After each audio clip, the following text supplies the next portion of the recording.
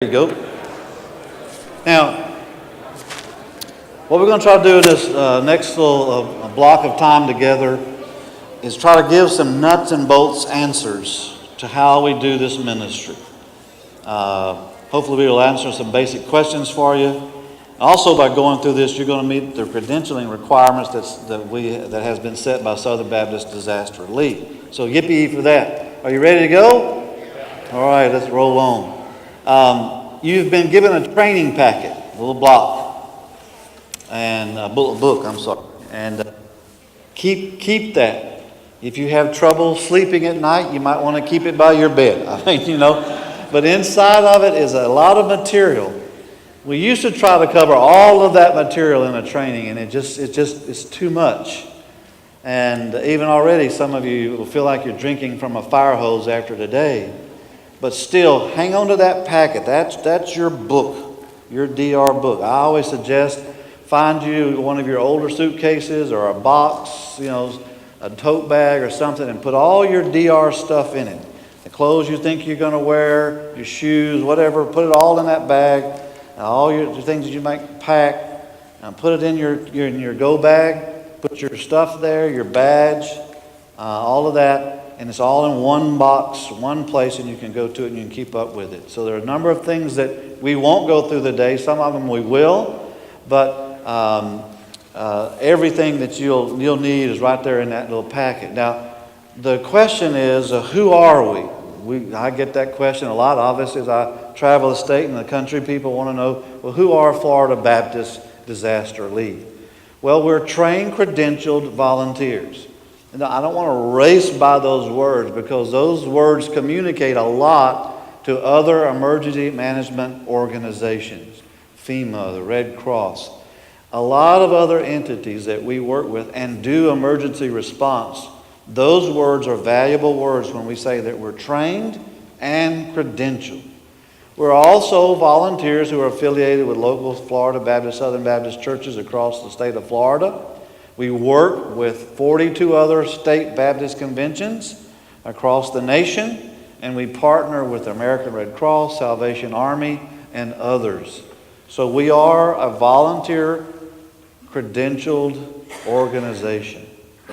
What do we do? What's our mission? Well, the long textbook version we've written out is to make a difference in times of disaster by connecting our churches and associations to peoples and communities impacted by disaster with responding with help, healing, and hope that demonstrates and shares the love of Christ. That's the big version. The t-shirt version is simply, I got real happy right there, didn't I? How in the world did I do that? There you go. Y'all probably all read that already, but here's the t-shirt version. Here to make a difference. God has put us into your life to make a difference. We want to make a difference. So how do we do that? There's the 4 words. Be prepared. Be involved. The one thing about disasters, nobody can tell you when they're coming. That's why they're called disasters. So we want to make a difference in the lives of people when that disaster occurs. What do we value? Let me stop here and just underscore these 3 things. We value safety. We value sharing Jesus. We value being a servant. And I will say to you, I rank them that way. Most important thing, be safe. So what we're learning today, what we want to do, and all that we do, we want to be safe. Because if I'm not safe, I will not get to do the other 2. So that's why I will say, listen to your leaders. Follow the way your leaders are doing. After every incident, even after trainings, we sit down and do an after-action review and say, what did we do well? What can we do better? There's a time to learn. There's a time to go back and sharpen ourselves. But in the reaction, in the response, we want to be safe. So you're going to learn some things today to learn to be safe. That's our goal. So I want you to come, have an incredible time serving and helping others. You'll go back home. You didn't know you could hurt in places that you're hurting.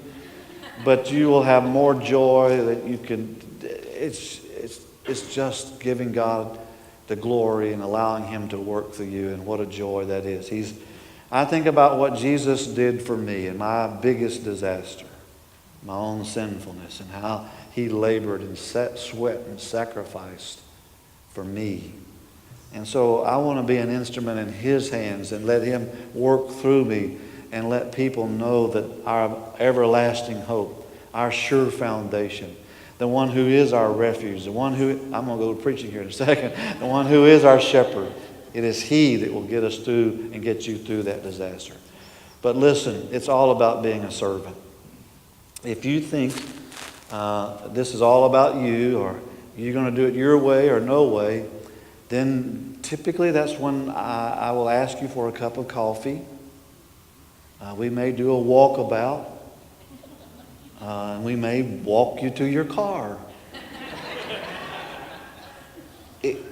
We've got to serve. That means all of us. We want to help. We're patient. You're just waiting to be that servant. So we value that. So you got to be involved. I can't tell you any other way. You just got to step out there and do it. Disasters are always inconvenient.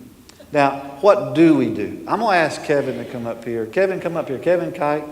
This guy has been a servant of the Lord for many years. Just returned recently from Canada doing mission work up there with the Canadians. Can you speak French? No. Texan's all I know. Texan is all you know. All right, brother. Well, in your best Texanese, tell us about the things that we do as a disaster relief team. Super. I'm going to sit right over here and behave. Elton sits behind me, make sure I do okay. Corrects me if I need to be corrected. But here's what you'll notice and about throw water on you if you get too hot.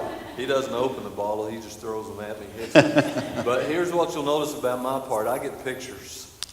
I get to communicate with pictures to you about what we do. But before I do that, I want to just share this. For several years, I did get to serve as a missions pastor. Got to go to some pretty neat places in the world and see God do some pretty amazing things. But disaster relief remains one of my favorite ministries because of folks like you. I always love the trainings. Mean people, lazy people don't get up on Saturday mornings and come to trainings. It already speaks a lot about you and the way that God's worked in your life that you sit here today. So I love these. I love disaster relief and what God does through His people. And I just encourage you this way today. God's already begun a work in you, right? We study that from the scriptures. We believe it. But He's fixing to do something new in your life, to grow you in some new ways, to stretch you. He does that in all of us, every single response. One of the greatest heroes of my faith journey sits in the room today. Mr. Bobby Peebles is back in the room. And if you know Bobby, or if you've been around folks like Bobby, they have an availability where they say, God, if you'll open the door, I'll step through it and just trust that you'll use me. And he's been an incredible example to a lot of people over many years as that kind of servant. And I will tell you that the disaster relief ministry is full of folks just like that. And I want to celebrate that and praise the Lord for that today. As we get into the nuts and bolts, just know that God has the capacity to grow you more than He already has in your walk with Him. And that's the thing that I rejoice. I'm only 47 and I just keep learning as I get older. God's not finished with me. Where I was 18 or 19 and had... Say it again? You're just getting started. Yeah, maybe. Well, when I was 18 or 19, I had all the answers, right? And I thought I knew how to do a lot of things. And as I get older, I know I don't know anything now, and I'm just getting stretched to learn new things about Him and His ways. So let's talk about that, about being a servant. We're going to talk about the different ministry areas within disaster relief. We'll start with feeding. And the second one that we'll go into is the cleanup and recovery. Those are our two biggest ministry areas because the most needs that are met are in those areas. So those are the feeding units. You saw this big trailer, the semi, out in the parking lot when you pulled up. When I first got trained, it was with that unit. I remember walking up and just going, oh, this is just awesome. I never knew things like this existed. And that Southern Baptist, really, we have that. Well, not only do we have that, but we have two of them. I think that's in the next picture. Let me get to it. I'll come back. We have this trailer and we have another trailer like that that are capable of feeding. One trailer, this one out here, can do over 20,000 meals a day. Just let that sit on you. 20,000 meals that can be prepared to go out into a community. The other one can do 12 to 14,000. We've got 7 folks in our house. There's a lot of food that gets prepared, but not 20,000 meals. That's an amazing amount, and it happens in 4 different areas with our feeding. You see that on the list, the supply. Some folks work on getting the stuff there. There's a lot that goes on with food ordering. 20,000 meals. That's not just the food. That's the stuff that's used to eat with. All the things that the food goes in. Just think 20,000 bottles of water. You know, it's a supply thing. The production, somebody's going to cook. You might be gifted at that, of being able to work with meals. Distribution, to where the meals are given to the people, and then the transportation. These trucks and trailers didn't just get here today. There's some folks probably sitting in the room where you've spent your life driving trucks, pulling trailers. You could take one of those trailers and back it right down into this aisle like it was nobody's business. It's just your skill set. I would tell you, our teams need you. Those are giftednesses. That's where God's given you the ability to serve so that the gospel can go out. I love what you heard earlier. You understand that listening skill, that's not just for the survivors. That's for our volunteers as well. The people who've been up, however many folks were here, 30 people, 40 people last night, have been working to set all of this up. There's a skill that goes into being able to listen, just setting up this equipment and working together. So God uses that. I will tell you, I've heard it 7 times now, that stop it video. 7 times. And I'm not a very good, my wife, if she was standing here, would tell you, listening, the active listener thing confuses me because I'm active, but she's usually telling me be still and listen. But the listening part of it is something that we all get to work at all of the time. And in my home, I've got 5 children, 4 daughters. There's a lot of times where I'm supposed to be listening that it's hard to stop. Well, this disaster relief ministry teaches us again and again, even in these areas of ministry, how to put those things into practice. So feeding unit, that's the big one that you see out there, the unit. There's 2 kitchens. This trailer that you see, the other one is the 12,000 capacity trailer. It is still a huge trailer full of equipment that can cook meals to help a community. And the thing that I love the most about the feeding ministry is that when a storm happens and you don't have electricity, you don't have water, everybody is hungry. People with money or without money, it's an equalizer. Everybody's hungry. If there's a food line set up with cars, you'll see people driving clunker cars and a Mercedes behind them. It's an equalizer. It's an awesome thing to see how God makes it an equal playing field so that we can get the gospel to them.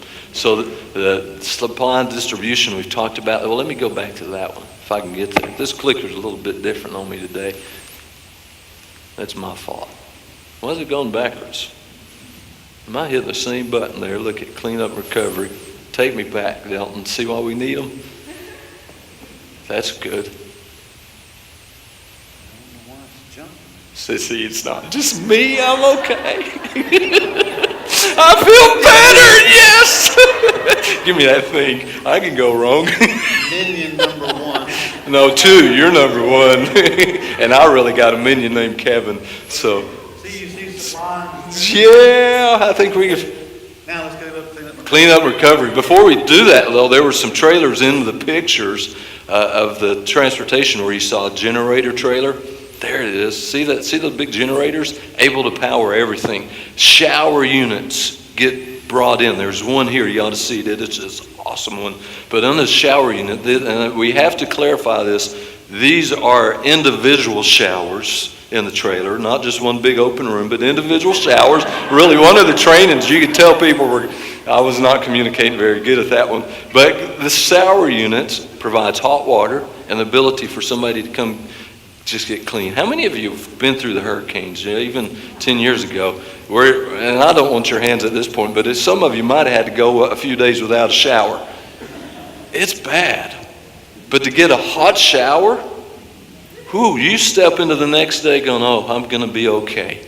And everybody around you is going, oh, we're going to be okay now too because they're clean. But showers are a good thing. Those units are incredible. Let's move now to the cleanup and recovery. Some people think that the cleanup recovery is only chainsaw teams. Not true. The cleanup and recovery is a unit, a team that is set up. And if I can help you picture it this way in your mind, that trailer and the team move into a neighborhood where they've been hit by a hurricane, a tornado, or floods, or even fires. But that team comes in and they minister. Whatever the need is in that home, they do the ministry to help that family start recovering. So imagine this today. You left your home. Picture how your home was. While you're gone, something happened. Hurricane come through, tornado, flood. But as you left your home, it is no more. Destroyed. You walk up to your house. Now, I don't know what you would do if I walked up to my house and everything's destroyed. I'd have a hard time just stepping into it. It would be quite overwhelming. The emotions, the memories. I drove through Silver Springs coming through here, and just the memories were flooding my mind about, that's where we used to live, about my kids being little and things we shared together, just the emotion of it. So imagine you're home and you go back to it this evening and it's destroyed. And you sit in that moment and say, Lord, what am I going to do? Because, even lost people, I believe, have that question. The Bible talks about that, of folks that don't know Jesus. They just are still aware that there's a God. The heavens declare his glory. They know that there's a God. So they step up to that moment, and their question is, what am I going to do?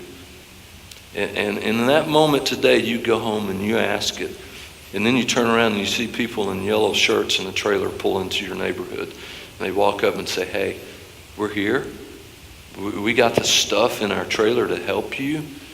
Can we help you? Okay, we want to do whatever we need to do to help you in this moment. In here, your heart just gets a little bit of hope, doesn't it? You know everything's gone. But as a person, you know everything's going to be at least somewhat okay, that you can take the step just to go into the house. That's the difference the cleanup and recovery teams make. They pull into a neighborhood and they bring the hope of Jesus into that neighborhood to make a difference in the lives of people who are overwhelmed. I'm going to give you a personal story real quick about a local team over in Denella. My dad lives. And back in January, he had a shed, and in his shed are all his tools from a lifetime of construction work, even a lot of family heirlooms. Well, that shed caught fire. He lost everything. Everything that he had in that shed was gone. I came down for a couple of days and helped where I could, but then the disaster relief team from his church, which he was new in attending, the disaster relief team came in and started helping him. And what they did in a couple of days, he could not have done in a couple of months. They hauled off things that he couldn't have hauled off. They cleaned it up, and they gave him a new start. What it did for my dad and his wife is they got them plugged into their church even more. Those are their friends now. But here, let me finish the story. This last week, guess who went to church with? His neighbor who watched all of that stuff happen.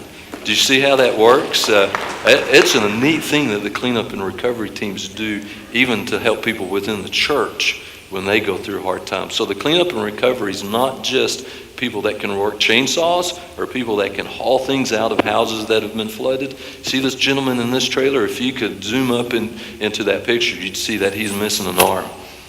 He spends the day sitting in the trailer during a storm response, helping people when their saws need to be sharpened, the chains need to be sharpened. He sits in there and cleans them up, gets them ready so that the team can go out there and work. I share this every time. When I see that picture, I remind myself I don't have an excuse for not helping if someone can go in and serve with that kind of a heart.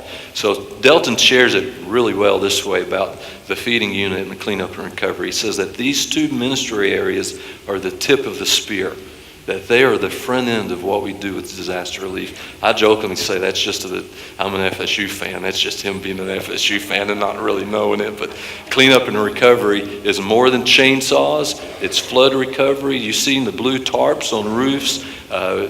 That's what these teams do. And I'm going to say it again.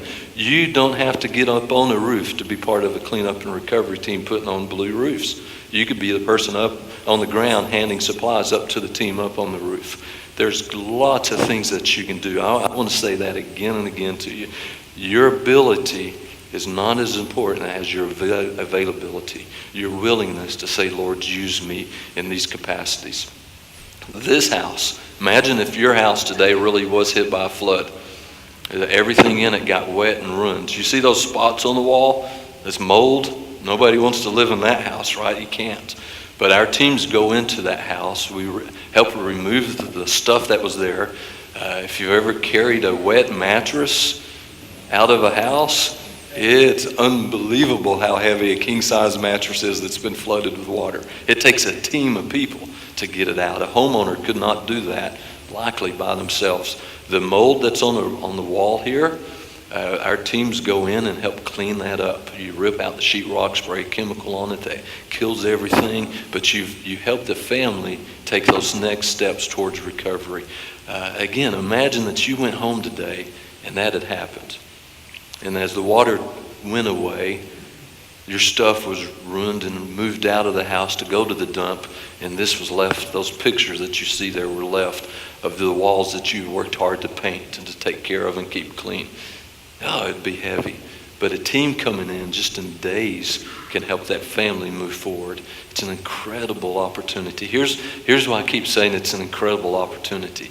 Because if you were hurting when you went home, I'm going to say you're not a believer. When you went home and you felt the weight of that need, and you said, God, what am I going to do? And then the people in the yellow shirts show up and help.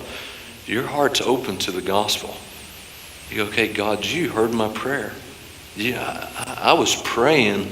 Are you really there? And you just showed yourself to me. It'd be like a guy I heard one time when we said, have you made that decision to trust Jesus yet? And he said, yeah, I decided that Jesus is who he says he is. Well, that's what happens in disaster relief all the time. 80 times during Irma, people said, I believe, Lord Jesus, you are who you say you are. It's an awesome thing. So here's well, I'm going to go back to that video. It just kind of hit me this week because I laughed at that video quite a bit. You know, at the end of the video, that guy did to that woman the very thing that she was scared about. He threatened to bury her alive in the box, basically. So imagine a homeowner stepping up towards their house saying, God, are you real? Because I don't see you in this. I'm feeling all alone. Imagine if we don't show up in those moments. Well, they've just got the answer to their question that they've always wondered, is he even really there? That's not what we want to be known for, right? We want to be the people that step into it and say, hey, let us tell you where the hope is to be found. It's not in stuff. My dad and me, because I lost some stuff in this fire, we learned big time this year that our hope isn't in stuff. Because rust really does tear it up, and fires really do tear it up, and floodwaters tear it up. Our hope is in Jesus. So let me move quickly through administration without doing a disservice to administration. Some of you, this is your gift mix. You know administration. This is not my gift mix. Some of you know the details, and you live in those details. There's a whole team of folks. I know what they say. They bring the organization to the chaos. They basically make it happen. They work hard on administration stuff from early in the morning till late at night. And for the counties and the state, that really matters because of the numbers they track of volunteer hours. Your communities get reimbursed when it's a natural disaster that's been declared in the area. They get reimbursed for volunteer hours, which helps the communities get funding from the federal government and helps the communities move forward.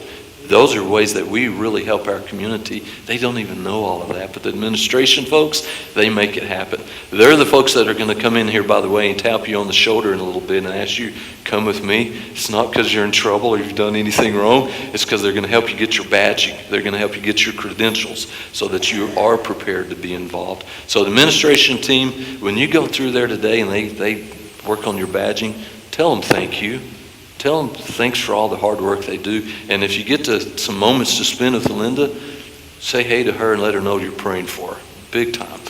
So the administration team's awesome. The ERT team, the emergency response team, these are the folks, don't let this scare you away because they're an awesome team, but these are the folks that they worked on a shift overnight, last night, just to go through the parking lot and make sure all our stuff was safe. They're the people that are paying attention to the outside, making sure that our teams are safe and able to do what they need to do, and also help in times of crisis, medical crisis, even with our team members. Spiritual care and chaplaincy. Had somebody ask about this earlier. We have people who join with our cleanup and recovery team as chaplains. So they go through the neighborhood, not cutting limbs and pulling limbs or putting tarps on roofs, but knocking on doors, checking on folks, sitting down on the front porch with folks for 2 or 3 hours to build relationships, to be able to share the gospel with, to do the work of a chaplain. I want to share this quick story. We had a chaplain on one of our teams when we went to Alabama, and he did an incredible job of going door to door knocking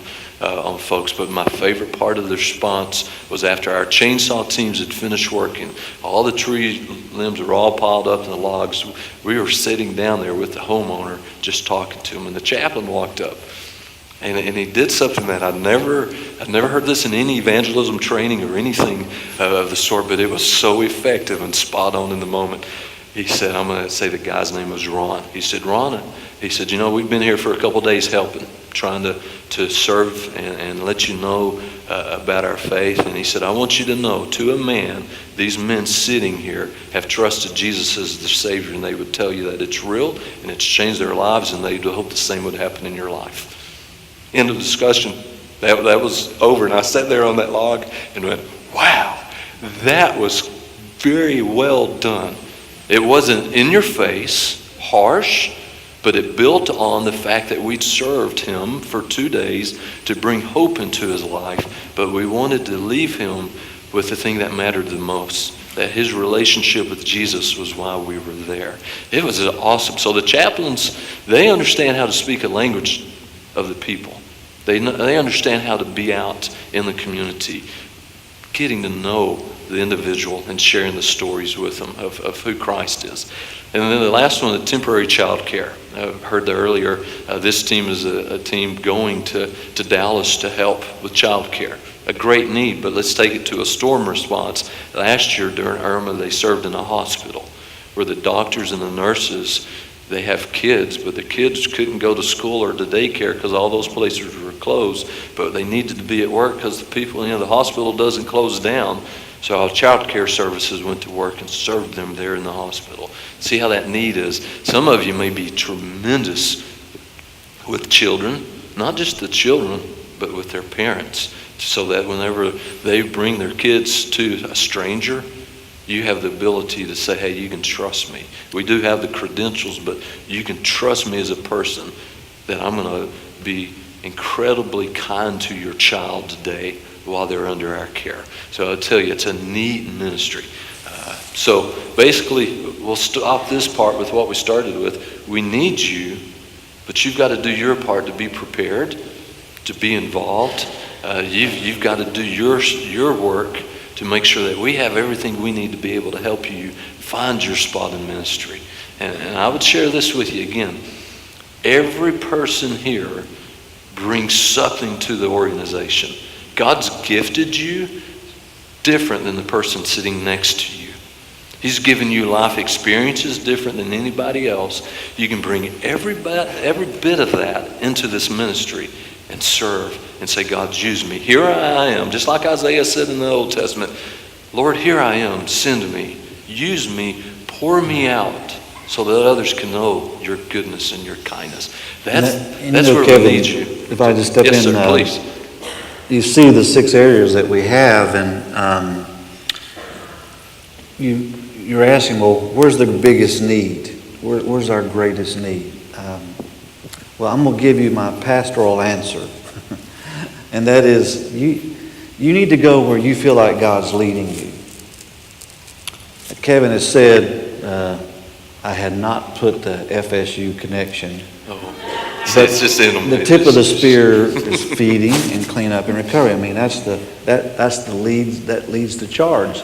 So ultimately, I would say to you, those are the 2 areas you want to cross-train in. But all these other areas are just as critical to what we're trying to do and what we need to do in other words, for that sphere to go forward, all these other entities have to move it forward. So I want you to feel like, go where you feel like God is going to you, that you feel like you can serve. You may get over into that training session this afternoon and think or realize, this is just not me. This is it, not it. Well, that's okay. There's a other class. Go find the other class. Get yourself equipped. And you just heard me use the word cross-train. I hope that you'll take the training this session and next spring when we start trainings, that you'll get another so you can see how it all connection. Now, I will tell you this. You may get training in cleanup and recovery. You get to the site and I'm needing some extra help over here on the supply side. Would you be willing to stay in today and help us over here to get the food off of the trucks over here to the kitchen? We need some help here. And your answer would be, sure, anything I can do to help, I'm just here to serve. So understand that every disaster is going to be different, needs are going to be different.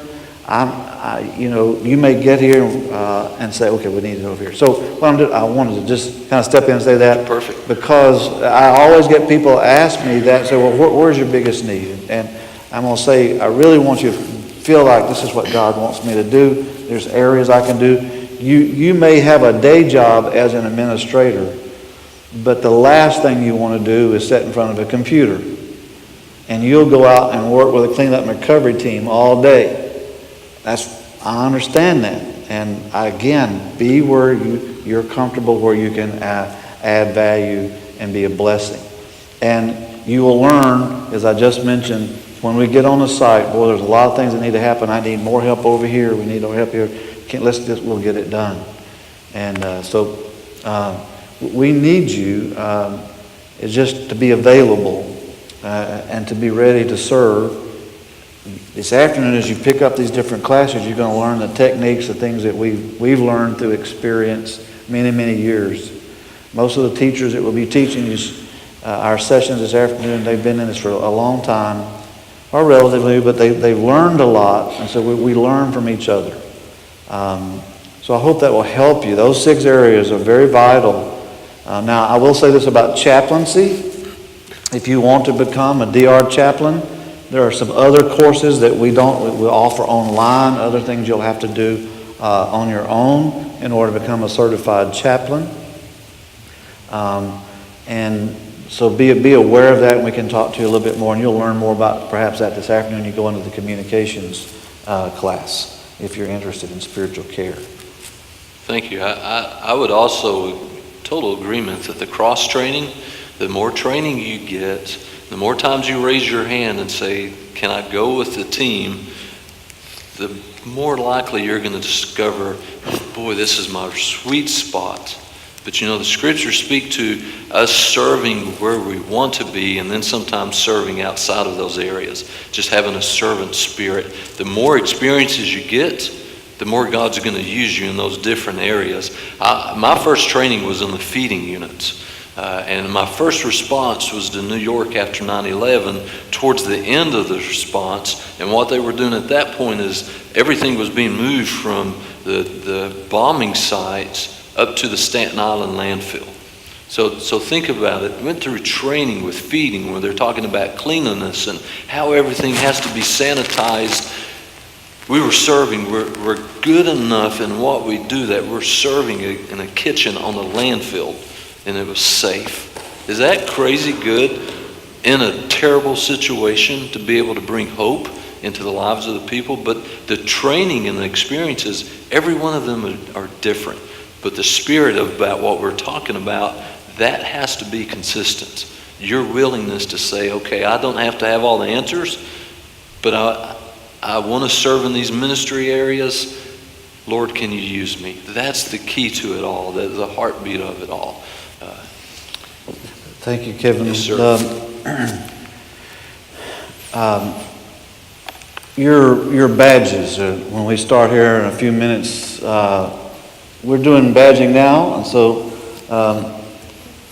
now they're not beating you to the meal line.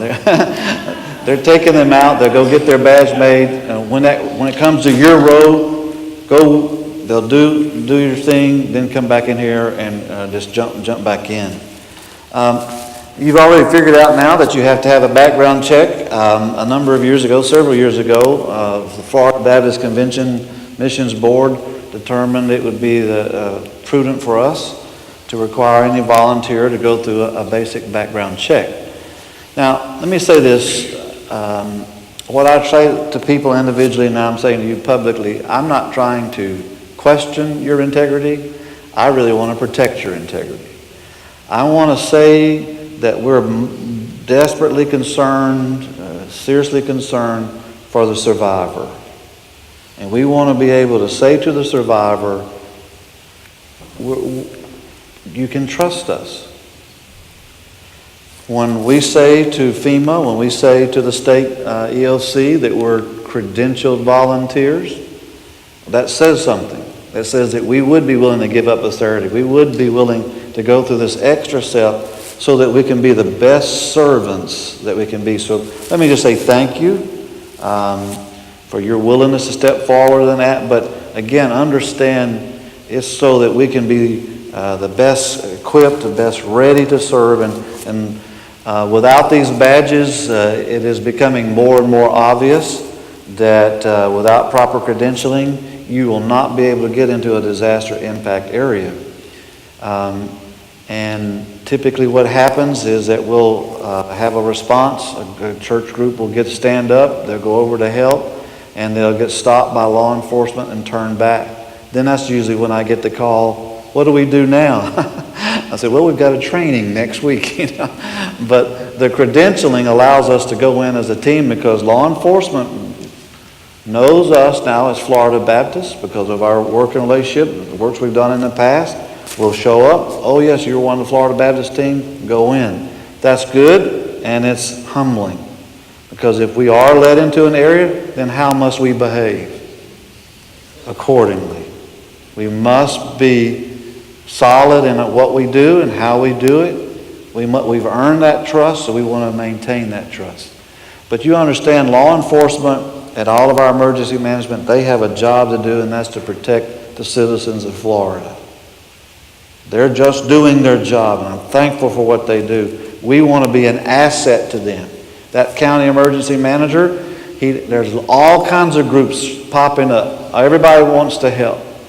And who do I let in? Who can I trust? Who's going to harm me? Who's going to help me? That's their thinking a lot of time. I want them to know that when we pull up, oh, that's the Baptist, we can trust them. And so we're let in and we're able to minister. Now, there's times, obviously, there's a time when we go from their search and rescue is their first response, then it moves to recovery, then it moves to rebuild. So when that search and rescue, it's only in law enforcement. You can understand that. But that just gives us an opportunity to be prepared to be the best servants. Now, this logo, for 50 years, Southern Baptists have been working together as Southern Baptist Disaster Relief. We're actually now in our 51st year of ministry. This year at the Southern Baptist Convention, a resolution is going to be before the convention, just a resolution of appreciation for Southern Baptist Disaster Relief. But this logo tells a story.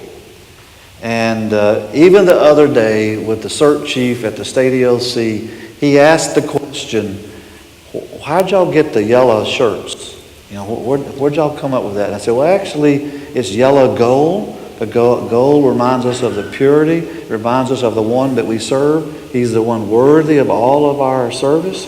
And we want to be reflective of Him who we serve. Oh, well, that kind of makes sense. And he said, but it also tells us that we're Southern Baptists, Florida Baptists, working under the umbrella together. We're cooperating together as different churches in the state of Florida. But it also, we have two symbols right in the middle of it. One is a symbol of a fish, the other is a symbol of wheat. The wheat is a symbol of food. We're here to meet the physical needs of people. The fish is a spiritual symbol. to remind us we're not only here to meet the physical needs of people, but we're here to meet the spiritual needs of people. So any other state, and we have 42 other state conventions that have DR ministries, the difference is where our logo says Florida, theirs would say Georgia, Alabama, Mississippi, whatever their state they're in. But that's the unifying story. So people will come up to you when you're wearing your shirt and they may ask you, well, what does that mean? I did have one guy reach up, literally walk up to me and punch me in the chest and said, what does that mean? I said, it means you need to back up about 2 feet. But I was able to tell him the story and then share with them, what we do. We're a volunteer organization, mobilizing to help people in times of disaster, to make a difference in their life. So that's the story. It is our official logo, which means that when you are given that t-shirt and the hat and the badge, when you put that on, you are now uniformed. You are now a Florida Baptist disaster volunteer and representative. So guys, not next Saturday when you go out to do the honeydew chores, don't put your DR shirt on. So anytime you wear this badge, this hat, this shirt, then that's your uniform. And I will always say, especially when you're going on a call out, wear your uniform. You're going to do a church meeting. Tomorrow's the first Sunday month. A lot of our volunteers across the state and their church will wear their badges or their shirts or both to church to advocate, to promote disaster. To do that. But just remember, this afternoon, if you put your shirt and your hat on, before you leave, you get in your car, you're now representing Florida Baptist Disaster Relief. Behave yourself driving. So it's our official logo. It can be worn if you're going to meetings to advocate DR, or to teach, or to serve. But not just as an everyday casual shirt. You kind of get the drift there? So when we say our official uniform, that's when you wear your shirt then. So you're all your memory banks. What we do to communicate with you. Hey, Delton, can we tell them that story about what happened at the end of Irma when Maria was coming in? Can I tell them that story about the Southern Baptist? Yeah. So, sorry. I serve up in Tallahassee at the State Emergency Management Office. And I'm proud to be a Southern Baptist. I love what we do in cooperating together, the mission-sending agencies, the disaster relief. But one of my favorite moments I think that I'll ever have is as Irma was still going on in our response. If you remember, Maria started showing up, and Maria looked huge. And everybody's eyes were this big, scared about it. And if you remember, Harvey happened before Irma. The resources were thin across the nation. So we're sitting down at a big conference table there in Tallahassee with all of the agencies, and they're having us go around the table to say, hey, what can you bring to the table if Maria hits Florida? And then, the groups are going around, and everybody's doing the best they can. But we get to us, and Delton had given me a number of meals that we could prepare. And I think it was something like $35,000 or 35,000 meals that we could bring to the table. And I shared that number, and somebody sat up at the table and said, y'all can't do that. There's no way that you have that available. And I didn't even have to respond because our state leader in the area, not the Baptist, the guy who works for the state, he said, oh yeah, they can, because they partner together with their other states and they're this one big organization. And I still kind of get goosebumps about it because I went, that's who we are as Southern Baptists working together. We can bring something to the table. That's what this represents. And I just remember telling Delton, that was one of my favorite moments ever there. So thanks for letting me share that. Well, in Irma, we had 8 kitchens, as I mentioned to you. We have 2, as you learned. So that meant we had 6 other kitchen units, mobile units here from different states. So when the state of Florida comes to me and says, Delton, we need 300,000 meals per day. That's what we're projecting. What can you do? Pray a lot. I can pick up the phone, call our state directors, and what our capacity is, and start mobilizing other units from other states to come in. Likewise, they do the same. They call us and say, hey, Delton, we need help here. But we're up in the 21st century, I think. We're not fully on Instagram, but we do Facebook, we do web page. Specifically, communicate.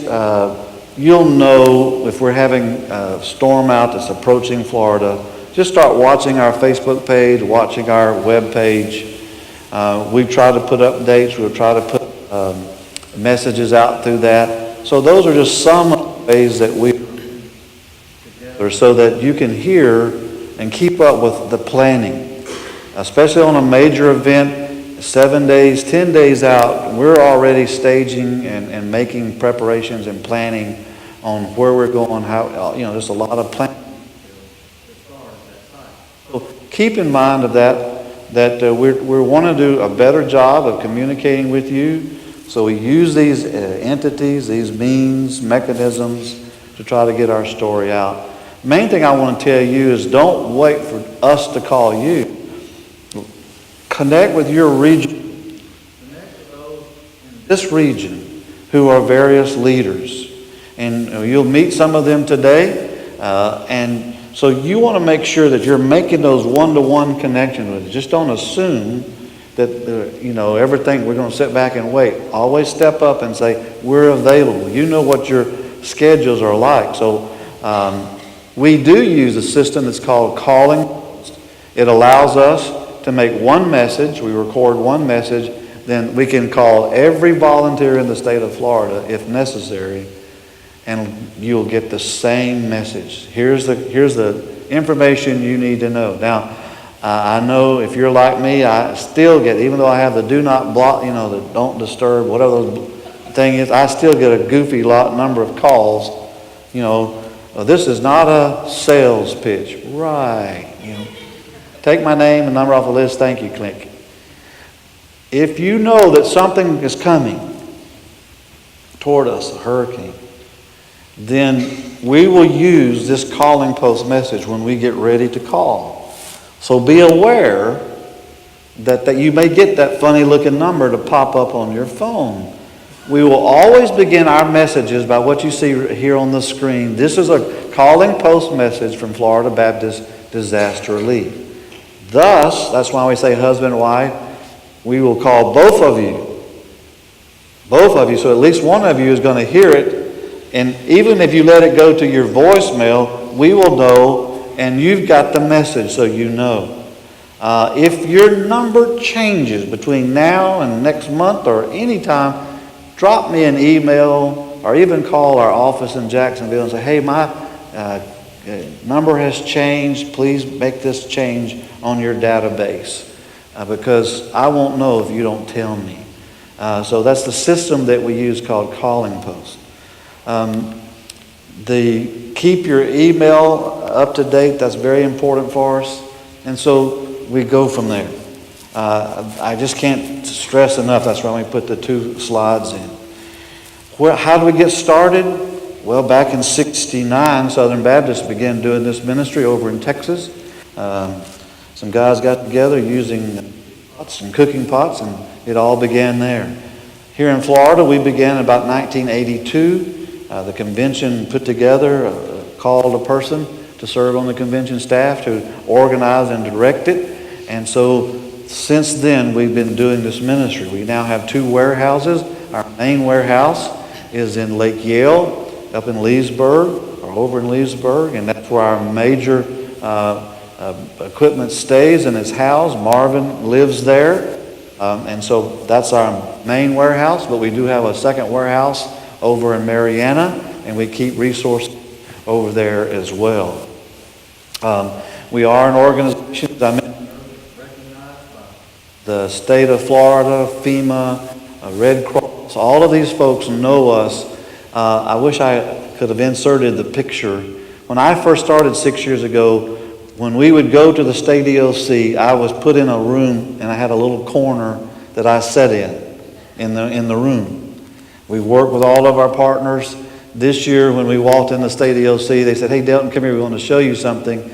And out in the main working area where all state functions are working, we now have a desk, a seat at the big table. So I went from the kids' table to the big table. But the joy, that's humbling, but here's the thing. Now they're really looking to us.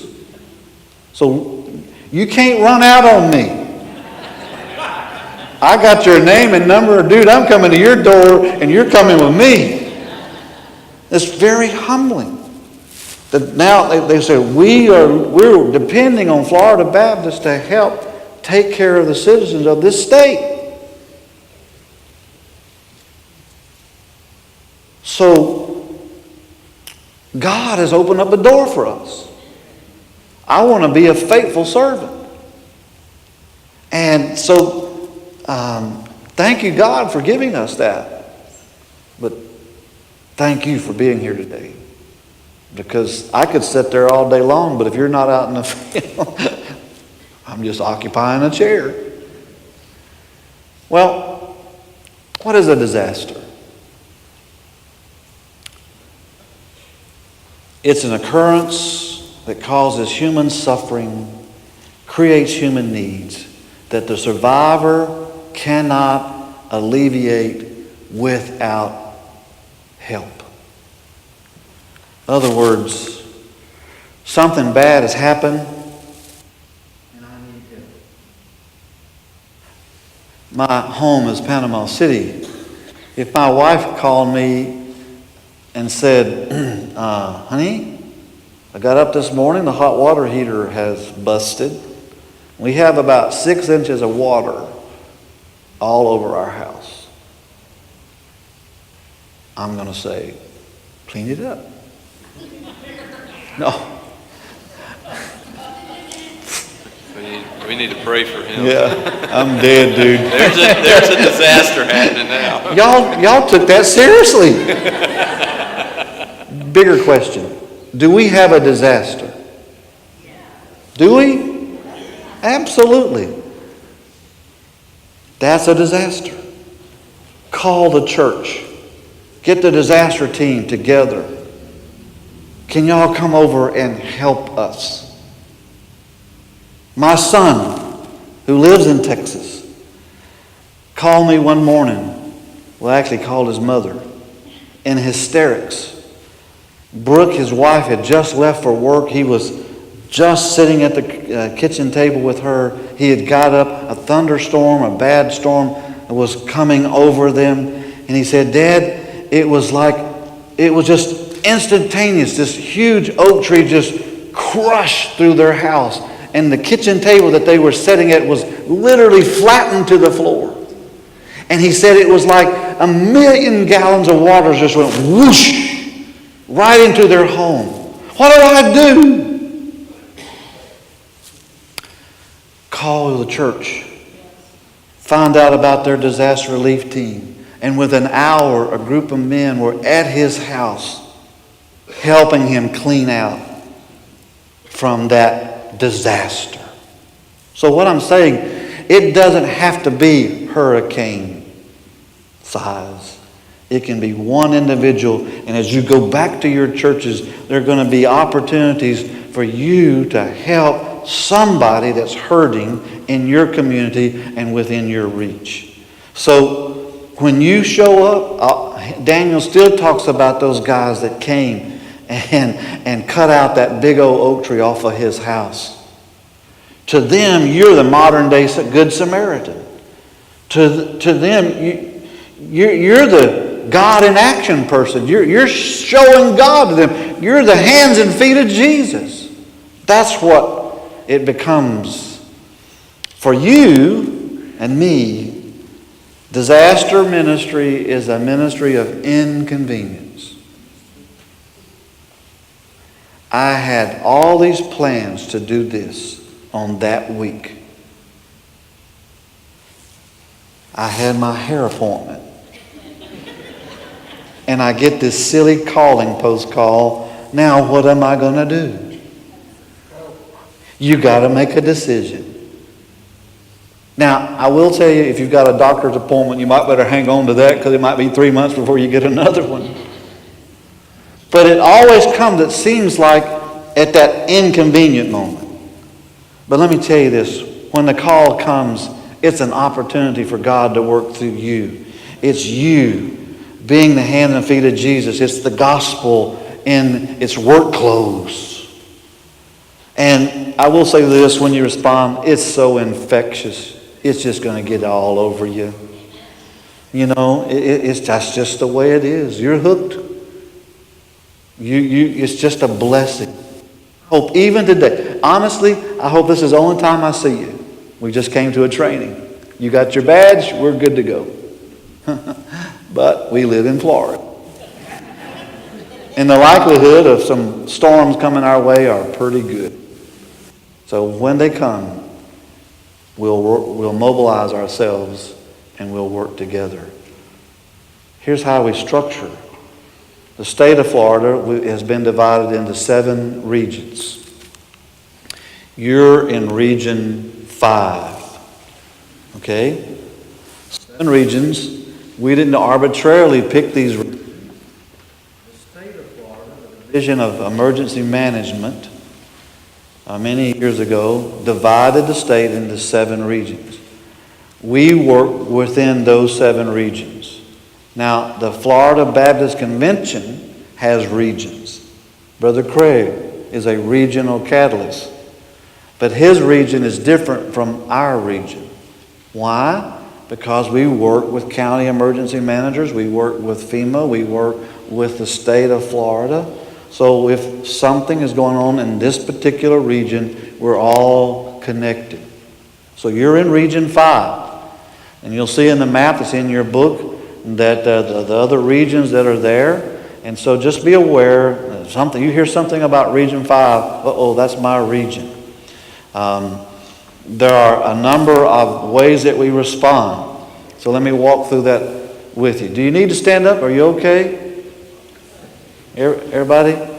You all right? All right, let's do this.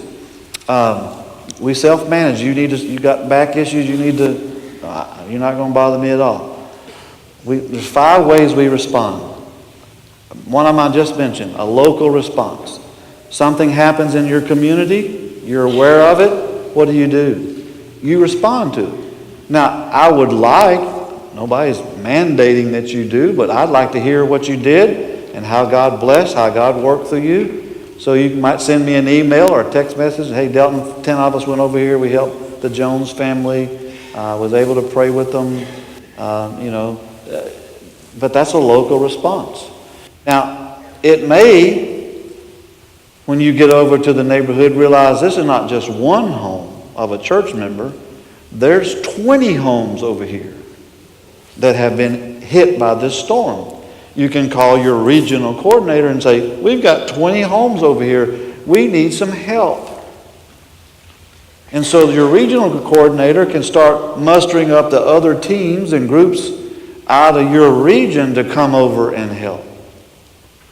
But we may not have enough volunteers, so he calls me up and says, hey, Delton, we've got an issue over here. We need some help. And so we'll reach out to the other regions. It becomes Region 5 and Region 4 and Region 6 are making a response into this particular area. But we may soon discover that we need everybody in the state. So it moves to a statewide response. Classic illustration, about 5 years ago, we had a flooding event over in Pensacola. And it turned out to be a statewide event. People from Miami came all the way over to Pensacola and worked 4 or 5 days to help in that flood response. And so that became a statewide event.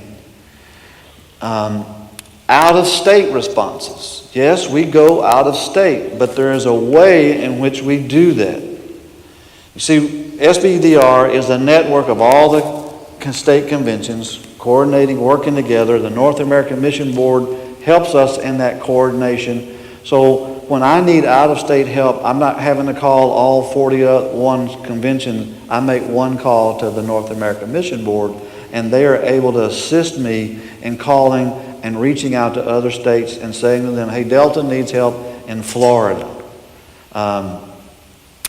The affected state is always the one in charge. Let me say it this way. Those 6 kitchens that came to Florida, they just didn't show up on my doorstep and say, hey, Delton, we brought a kitchen over here. We're ready to help. I appreciate you coming, but I don't need you. Or they didn't show up in one town and say, hey, we're over here. We're setting up. You're where? Why are you way over there? And why are you in Florida? So it's the same thing. I'm not going to run up to Georgia and then call Stuart and say, hey, Stuart, we're over here in your state doing our thing. No, there's a process. The affected state always assumes the leadership role. He sets out the plan. He writes the incident action plan. He says, okay, we're going to do this, this, and this. I'm going to need a kitchen over here. I'm going to need a kitchen over here. Then he realizes, I can't meet that need. Then he will call and say, hey, Delton, could you send volunteers in? Could you come and help us? Not until I hear that from him am I going to be responding. Now, if I know the incident is large enough, obvious, it's made the 5 o'clock news, I will probably reach out to him and say, hey, Stuart, if you need any help, we're available. Then I'm going to call our state task force, and more than likely we may have a Zoom meeting, a conference call, and I'll say, okay, guys, just want you to be alert that we may be called out. And so we'll have that kind of communication. So just don't assume that we can just jump in our trucks and pull our people together and run up to Georgia and help them out. The reason we do that, there are a number of reasons. It allows us a good, clear chain of command. It reduces duplication. It maximizes resources. In other words, you've only got so much time you can serve. You've only got so much that you can invest. The last thing I want us to do is take a day and a half to get there and realize we need to move to another side of the state because that's not where we're needed. So that just helps us to be the best stewards that we can be so that we can have the broadest impact that we can have. So that planning must be recognized. So I'm going to wait, since we're using Georgia, I'm going to wait on Stuart. He's going to tell me, Delton, here's where I need you to go. And he, at that point, will more than likely tell me, here's where you're going, here's your POC, your point of contact. Let me know when you're on the road. So those kind of things play a part in that. So we use, as you can imagine, we have to have some kind of organizational structure. So we use a system that's called Incident Command, and that's the system, ICS, that's used by a lot of folks. But the way we structure, every site will have an on-site incident commander. That person assumes the responsibility of leading that site, managing it, making sure all 6 areas are functioning well. So that day, that person will be the white hat. I am your incident commander, so I would initially wear the white hat, but I will not be able to be at every site. So there will be one person that will be the incident command lead. You have other people who will wear blue hats.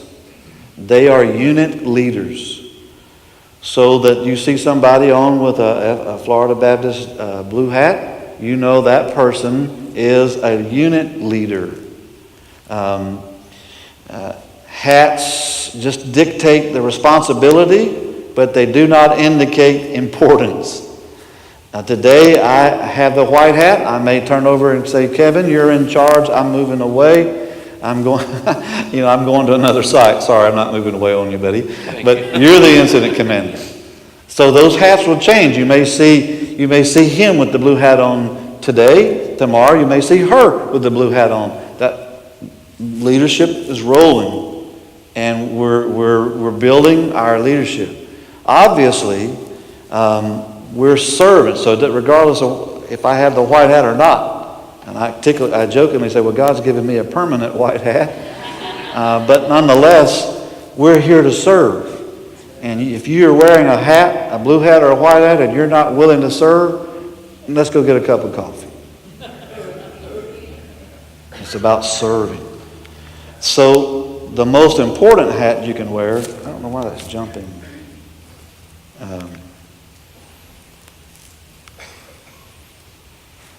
The most important hat we wear is a yellow hat. Now you'll learn in feeding this afternoon that you don't go under the tent without your hat on. You get Craig Culberth to tell you about his no hat story. And he was my boss. You get out from under this tent, you don't have your hat on. Excuse me? He didn't say, do you know who I am? He just laughed. And he told me about it. And I said, well, good. You don't need to be under there without your hat on. But the yellow hat, that's who we are. And that's the most important hat that you'll ever wear and ever be a part of. When you go out, obviously, when you put this uniform, you've got to manifest those Christian qualities that you're willing to serve. Folks, I don't know how to say this without just saying it. You got to follow directions. Now, I've been a Baptist pastor since 1976. And I get 3 Baptists together, I've got 7 opinions. I understand that. But please, just let me underscore to you the value, the strength. Just work well with other people. Don't ever overstress yourself. You have to manage yourself. I don't know that you have a back issue. I may ask you, would you be willing to go over here and lift these cans, these boxes of food? You've got to tell me, Delton, I can't lift more than 30 pounds. Oh, I didn't know that. We'll get somebody else. You're not going to offend me at all. What would hurt me is to know that you went over and did something and you know that you shouldn't have done it, but I asked you to do it. That would crush me. Because I don't want you to break out or snap out or wear out or rust out. I want you to last out, you know. But you've got to tell me those kinds of things. Tell your leaders if they don't know that about you. So just be aware of that on that side of it. So when the call out comes, you've got to understand, I wish I could reimburse you your gas and buy all of your meals at the Cracker Barrel back and forth. We just can't do that. So you're responsible to get yourself to the site. Okay? So if you go as a group, you know, that's always wise. But if you come to a call out, you've got to assume the responsibility of your transportation and your meals. Once you get to the site, I will have a place for you to put up your air mattress. I'll give you 3 wonderful meals. And cooked by your local volunteers. And most of the times I'll be able to give you a shower. And you know, it's better than the Hilton. And not near as expensive. Now, we've been there for 5 days. We may have been there 10 days. The community is doing everything it can to get back up to normal. So things start opening back up. And you may decide that you want to go to Wendy's that night for dinner. Just let us know that morning that, hey, we're planning on eating out tonight. That way my cooks don't have to prepare that much food. So you let us know we got 10 going out to eat tonight. That's fine. Try to be back in time for the praise and report time. Go out and have your meal, but you're on your own. But also be sensitive to the fact of the survivors. You may be taking their place at the table. You may be taking their opportunity to go out and have a meal. So just be aware of that. Don't jeopardize your job to come to a call out. In other words, don't call your boss and say to your boss, oh, by the way, I'm not coming into work today. I'm over here helping with a disaster response with Florida Baptist, with the church. He or she may say to you, well, fine, you just stay there. I'll get somebody else to do your job. We don't want to do that. But neither do I want you to call your pastor on Saturday night and say, oh, by the way, pastor, I'm not there to teach the Sunday school lesson tomorrow, so it's yours. And if you're a pastor, don't call the chairman of deacons up and say, I won't be there to preach tomorrow. But you kind of get the idea. In other words, be responsible. Take care of those things that you do as you get ready to go, so that those things, those bases are covered when you get back from home. Make sure that you've got insurance. We ask you to have insurance. I cannot provide you insurance. There are some supplemental types of insurance that you can get. It's what it says. It's a supplemental insurance for a couple of bucks a day, and it'll supplement your insurance. I'm just going to encourage every one of you to make sure that you're good to go there. What about liability? If I go out and help, am I liable? Well, there's a law called the Good Samaritan Law that says if we do not exceed our training or expertise, then we're covered in our response, in a disaster response, by what's called the Good Samaritan Law. Now, I jokingly say, if I walk up on you and you're doing heart surgery and you're not a heart surgeon, I'm just going to ask for your badge and shirt right there, because I don't know you. You've exceeded your training, your expertise, and then you're going to be very susceptible to some liability. But we have some as limited liability as a convention, but certainly it's not deep enough for every volunteer. So we just ask you to make sure that your insurance is up to date and you're ready. We put a little covenant in your packet. Look over that tonight when you get home as you're reflecting upon today. Keep that packet available when you get ready for the call out. As you're preparing, sit down and pray over that. God, help me be the kind of servant that I can be. Careless words can kill us. 3 days, 5 days, a week's worth of work can go right out the window by some foolish, selfish thing that we did because we lost our cool. Don't go beyond what you're trained to do.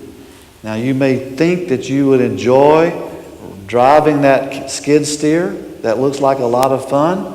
But if we haven't certified you or cleared you to do that, please don't get on that and drive it through the church wall. I'm just going to stop right there, but you understand? When you go to a home, get the person's permission before you take any pictures or do any FaceTime or any video in the survivor's home. We had a lady that we were in her home. The person pulled up their camera, and she just said, no. I don't want any pictures. What we learned is that she kept her house immaculate. She could do 95 on the white glove test. Now her house had been flooded. Her heart was crushed. And the last thing that she wanted was any pictures out there of her home looking in such a state. Always get permission before you do any videos, FaceTime, any pictures. Be sure you got the right information. So if you show up at 1311 Oxford Place, that you are at 1311 Oxford Place. Because somehow it got translated on the card, the form, rather than 1311, it should have been 1113 Oxford Place. These people don't know who you are. They weren't expecting us to be there. And so before I jump out, of course your Blue Hat leaders know to do that, but again, just double check your address. Now, there's something in bold print there. I'm required to tell you that if you see or hear any kind of sexual abuse, child or senior adult sexual abuse, you must immediately dial 911 and report that. And then call the on-site command and say, here's what's happened. So just be sensitive to that. You will hear a lot of things and see some things that the best thing I can tell you to do, it stays between you and that person and God. Okay? We don't gossip. When we come back that night and begin sharing, it's not the gossip, it's the praise that we're sharing. But you may see things and hear things that, just need to stay between you and the good Lord. You may hear something, we've talked about the spiritual care, that you recognize real quick, I can't handle this. Well, then find the chaplain and ask the person, could I take you over here to our chaplain? May I ask you, is it all right for our chaplain to stop by and visit with you? Get their permission. But you're not exceeding your skill set. You're being honest with people. Remember, be honest with them. You can tell if somebody's trying to blow smoke in your face and pretend to be somebody they're not. We just need to reflect that kind of mindset as well. Always follow your unit leader's directions. Don't operate any equipment. Follow the safety guidelines. You're going to have opportunities to face the media. Now, a lot of us, when we see the cameras coming, we duck. It's funny almost how we'll be taking a break out in the yard. The TV7 pull up or some TV station. I'm standing there, we're having this good conversation. I look around to see who's coming out. I turn back around, and there's nobody there. Like, they just left me. They all run back in. I don't want to talk to the camera. Whoa, wait a minute. You need to take advantage of that. But you're going to be asked this question. Why are you here? You're standing there in the driveway, the family's looking in disbelief that 6 or 7 or 10 of you just piled out of a couple of trucks and you're all dressed alike and you got these silly grins on your face, and who are you? Why are you here? That's your opportunity. We're here to help you. Well, who are you? We're with, you name your church. We're part of Florida Baptist Disaster Relief. Why are you here? We want to help you. The second question they're going to ask you is, well, how much is it going to cost? And you're going to say, nothing. Now, my answer is, it's already been paid for. Well, who paid for it? Well, Jesus did 2,000 years ago. I've already got Jesus in the first 5 minutes. What if they offer you money? Don't take it. If they really want to give, tell them to give to their local church. If they want to help out Florida Baptist, they can do that, but it don't cost you a dime. We just want to help you down. How can we help you? And so those are the things that you need to take advantage of. When the media comes up, rather than running back in the house, stand up there and look at your blue hat and say, go talk to them. Hey, Kevin, you look better than I do. You go talk to them. But hey, who are you? Tell them who you are. Tell them what you're doing. A group of us got together. We're part of Florida Baptist Disaster. We're over here at Mount Pisgah, number 38 church. And we're just over here helping our neighbors. My name is Delton, and this is Kevin, and that's Bob, and this is Sally, and we're all from the church. We're just over here helping our neighbors. Well, what do y'all do? Oh, I'm glad you asked. And you just start telling your story. And we just want to let people know about Jesus. Now, sometimes about the third time you say Jesus, the cameras may turn off. But not so true today. Just brag on Jesus. Tell them who you are and what you're trying to do. We just want to minister to people. They have a job to do. Let them do their job. That is the media. And let them tell their story. Now, if they start asking you, how many is here? And how many jobs have y'all done? And where all are y'all working? Well, whoa, wait a minute. We have an incident command set up over here at Mount Pisgah Church. Those folks over there could probably answer those questions better than I could. So you probably need to go over there and talk to them. I don't know how many jobs we've done. I don't know. So rather than saying I don't know, just say, go over here to the command and tell them where that is, and they can give you those kinds of answers. Because I know all of us can be Baptistic. We had 10,000 people show up. Just a little bit too much. I'm like the pastor who called his mother and said, Mom, we had standing room only in church today. Oh, son, I'm thrilled to hear that. He said, yeah, the pews didn't come back from being refurbished. Y'all not laughing loud enough. Look at the neighbor on either side and say, you still awake? 3 of you back over here doing this. I thought you was agreeing. You're back there snoring. I'm just kidding. But let the reporters work with you. So, Kevin, dude, there's a big one coming. What are we going to do?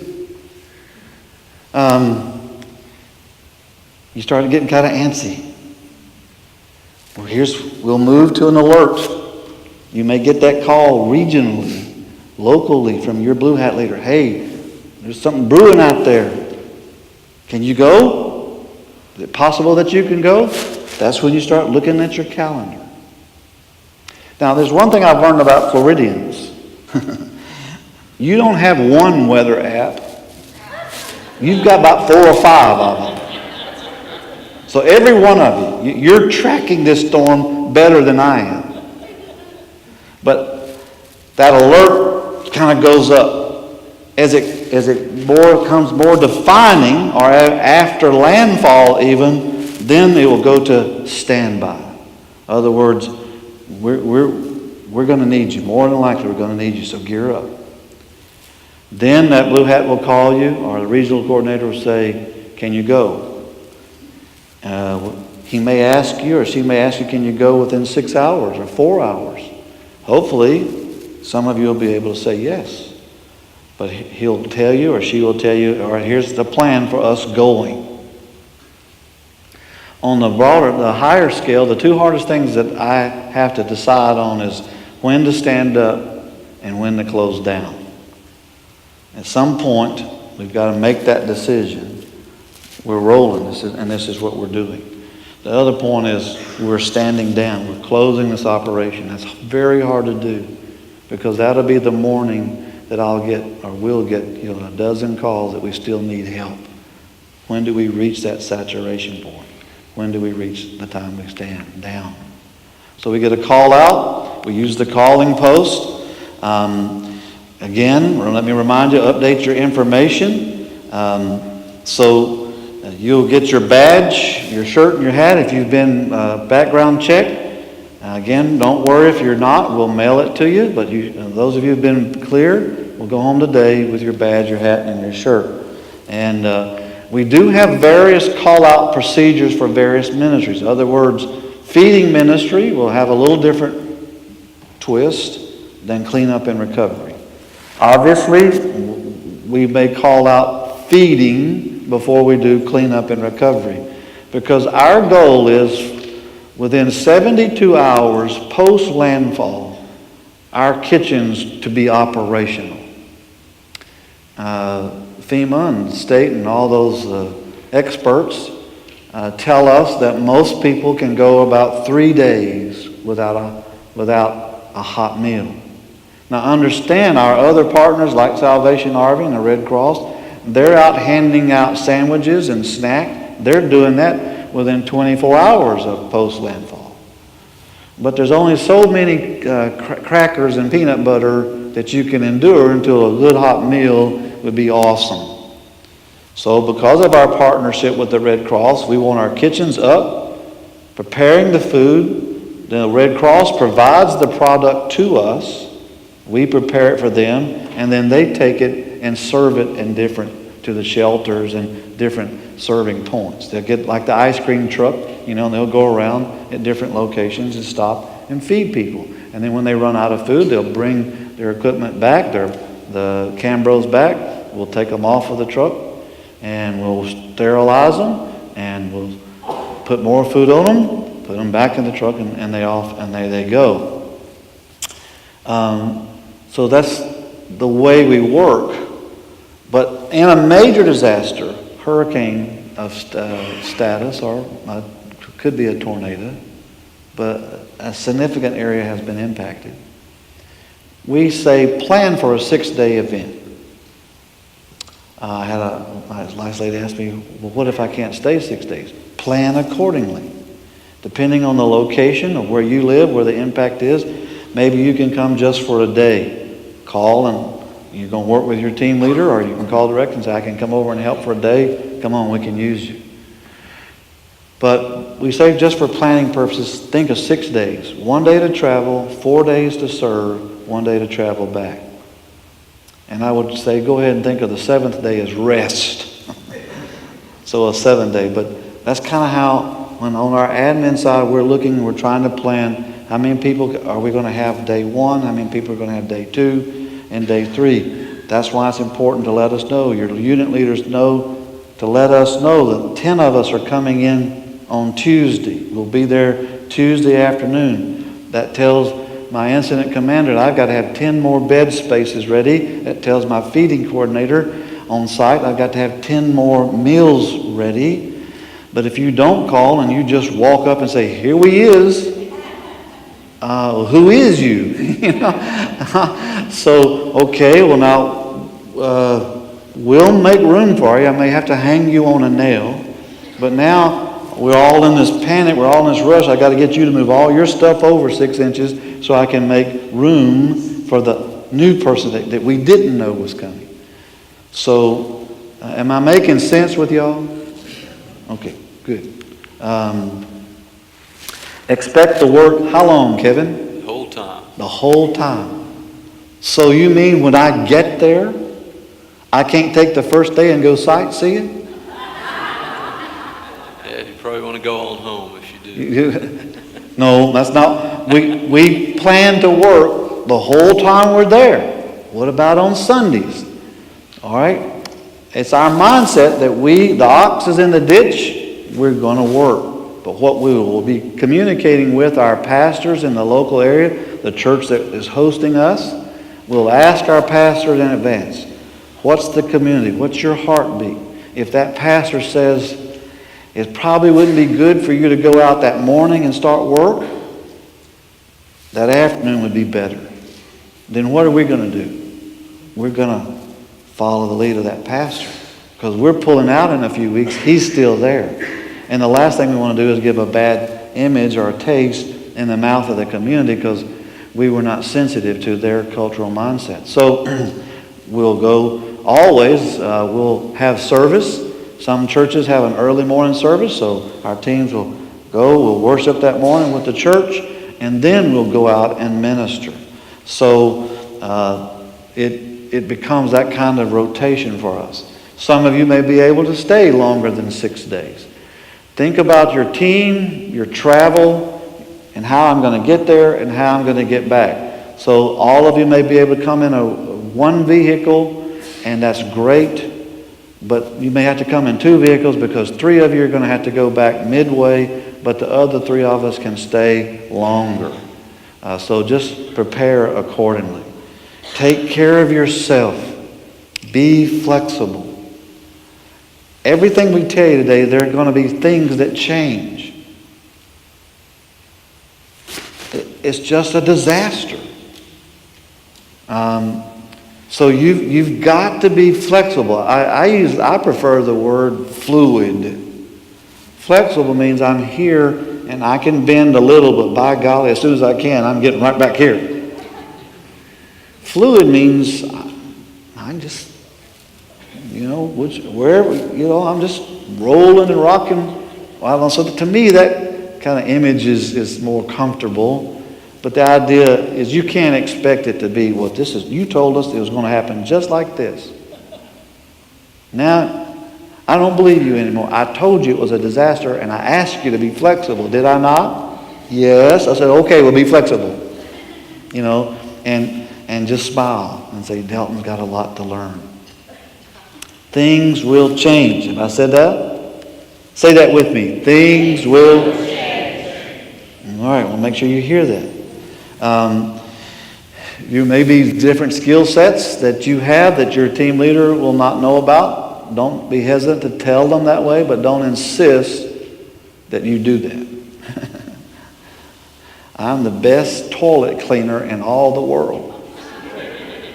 Now, we might need to know that information, But you know what I'm saying? You just learn from their experience, flexible, be willing to do other things. Don't expect to work with your team. Again, remember, you get there, there's 8 of you. Could 2 of you go with this team over here that has 4 so we can give that stronger team? So I need 2 of you from your team to go over here. Great, we'll do that. Don't expect to do a lot of sightseeing. Things are going to go smoothly. Don't expect your blue hat to know everything. He's a volunteer or she's a volunteer like you, and we will make mistakes. That's what I love about being in ministry together. We're still learning, we're still working together. Now, you get the call out, your team gathers, we tell you to come to Mount Pisgah on 1313 Oxford Place. So if you show up, you should start looking for a sign that says Command Center. We have some mobile trailers. It may be set up in the church, but there will be the ERT people there to point you to go to the on-site command center. When you get there, they will register you. They'll give you a copy of the daily battle rhythm or ministry rhythm. And then they will tell you where your housing is going to be. Men are over here, women are over here. And then you'll unload your stuff. You're going to get your bed set up. Typically, you'll get ready and probably join us for the next meal. Now, I mentioned the battle rhythm. We set a schedule. Every call out, 7 a.m. breakfast, noon lunch. We'll set a schedule. And that schedule will rarely change. So if we're going to do dinner at 6:30, you're out in the field working. You know that dinner is when?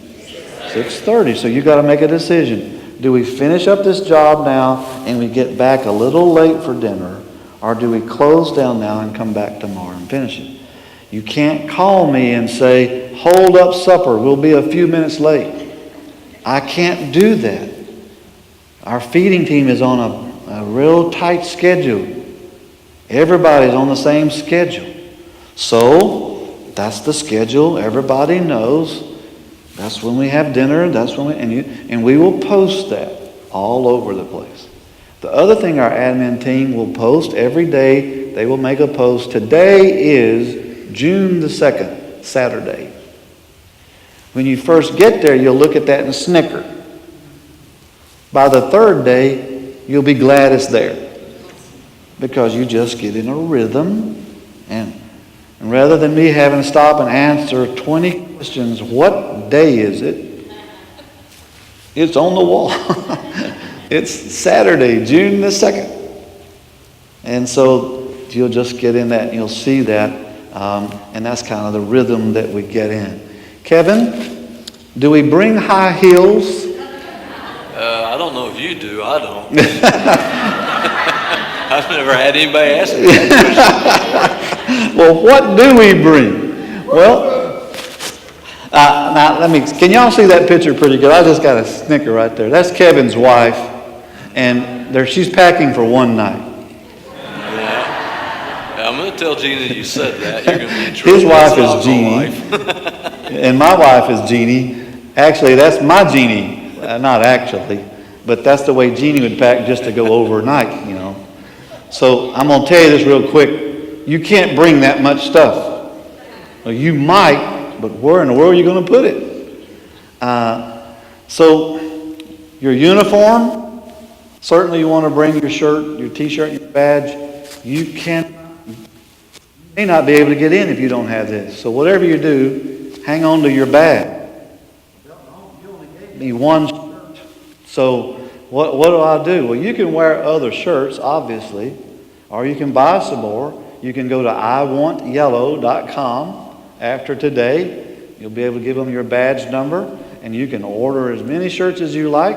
Shirts like the one that I wear, or other shirts that they have there, iwantyellow, all one word.com. They'll be glad to sell you some shirts and t-shirts. We have a few extra t-shirts over here. But eventually, on a 4-day call-out, you may go through your first 2 t-shirts in the first day.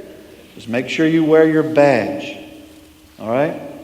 By the way, when you come in that evening and you do get that wonderful shower and you don't have your DR clothes on, if you don't have your badge, one of our ERT people may stop you and ask, "Can I help you?" Because they don't recognize you outside of your DR uniform. And so they're going to make sure that they can help you, because you see the footprint we got there, you multiply that when we got all these other folks and stuff there. So a lot of people are curious and they'll start walking up on the campus. And so our ERT folks are going to help them. So put your badge on and wear that at all times. So be sure to do that. Now, most important thing to bring, your Bible. Is it the Bible you teach Sunday school with or preach from? I hope not. Here's what I say to you. Bring a Bible that you won't go home.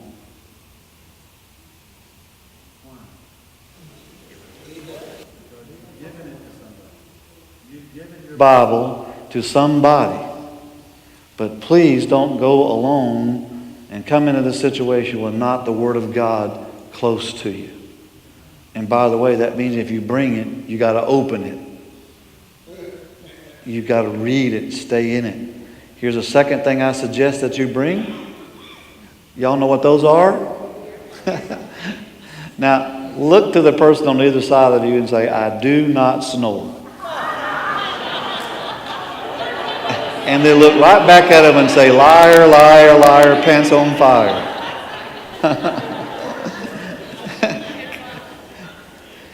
Look at this little man over here. Careful. I mean, he can peel the paint. I'm just kidding. But I highly advise that. Let me say this. Kevin, how big of a air mattress or bed should we bring? What size? Is that what you said? Yes, what size? King size. What? King size. King size. Big one. That's why he's still an apprentice. That's the last thing you want to bring. Now, I laughingly show this picture here. Isn't that so neat and nice? Do you really think it's going to look that way when we get there? Close. Bring a single size cot, air mattress, sleeping foam, but no larger than a single size. Because if you do roll in there and start inflating your king size air mattress, you're going to have some folks upset at you. Now, I carry a pocket in my knife, and I jokingly say that I have found this out, that church mice love king size beds. They go straight to them. But I've also will tell you my pocket knife is named the church mouse. Oh, Del, you would, well, don't push me. So I'm trying to put 40 people, sleep 40 people. I need as much space as I can. So the double high air mattresses, that's what I sleep on. They're awesome.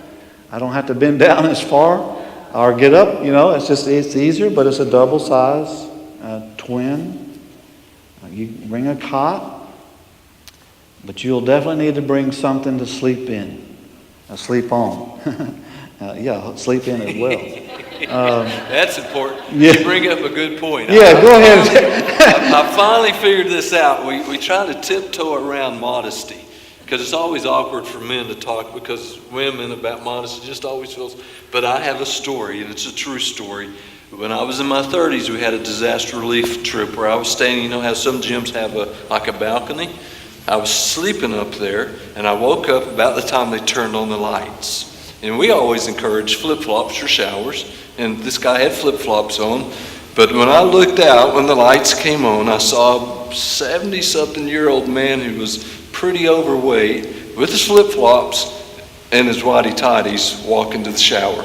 That's not modest. It wounded me as a young man. I would tell you that image.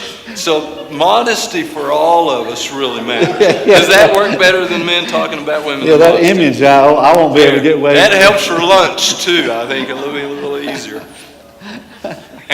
All I've right, been well, saving that one up. how do Wondering, I- it's the last training of the year. You can't Yeah. fire me from them. It's good. Y'all understand this modesty thing?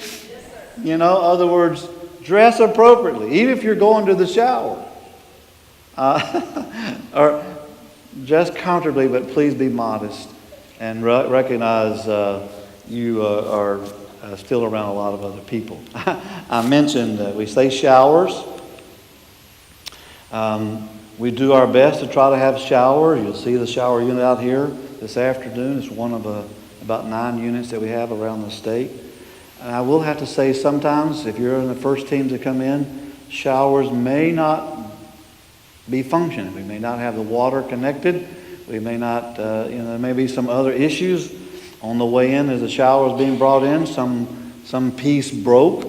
And so, but don't worry, we're all going to look the same and smell the same.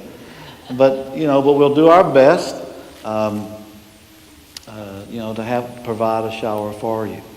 We always encourage you to bring at least 14 days worth of medicine. Why 14 when I'm only going to stay 6? Well, what we don't know is 7 days out, another incident may occur. And on your way back, you get stopped, and now what are you going to do because your meds are running out? So I just say reach out and do a 2-week supply. You'll be okay. I cannot give anything by mouth. So that means you've got to bring your own Tylenol, your own aspirin, your own meds that you take. So I don't carry anything that's ingestible in the form of medication. We do have first aid. We do have others there that will help.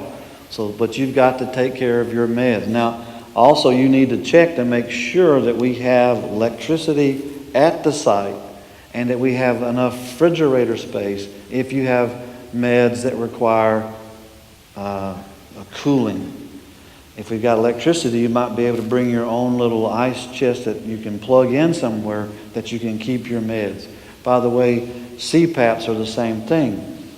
Make sure that we have power at the site before, will there be power? So that you know that you're going to be able to have power for your CPAP machine. The generator unit that you see out here, we have the capacity that in some church sites we've gone to, we've been able to connect up to that building or one part of a building and provide energy. And that generator out there can light up the world. So we bring our own power with us. But there may be a case where we won't have power, and so you just need to plan accordingly. Couples, please listen to this. Pack separately, because we put men in one side and women in another location. And so if you show up with one air mattress, guys, the floors are pretty hard. Because mama's going to get the air mattress. So, and there again, by the way, can I bring a king-size air mattress, Kevin? You can, but none of the rest No, of us no. No, I can't. Because that church mouse will get me. But, so just pack separately. Be wise about that. We talk about what kind of clothes, shoes. We don't require steel-toed shoes, but you want to work in a shoe that you feel comfortable in working in. You cannot work in flip-flops or,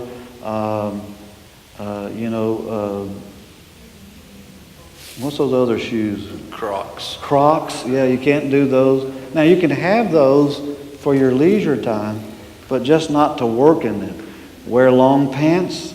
I know it's hotter than blazes, but it's for safety reasons. Wear long pants. Now, ladies, y'all can wear these, is it pedal pushers? Am I dating myself or what?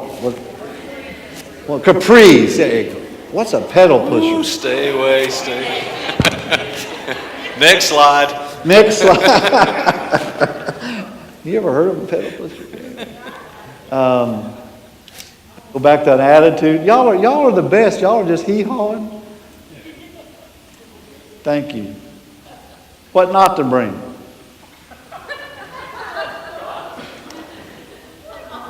I don't have any place to keep pets.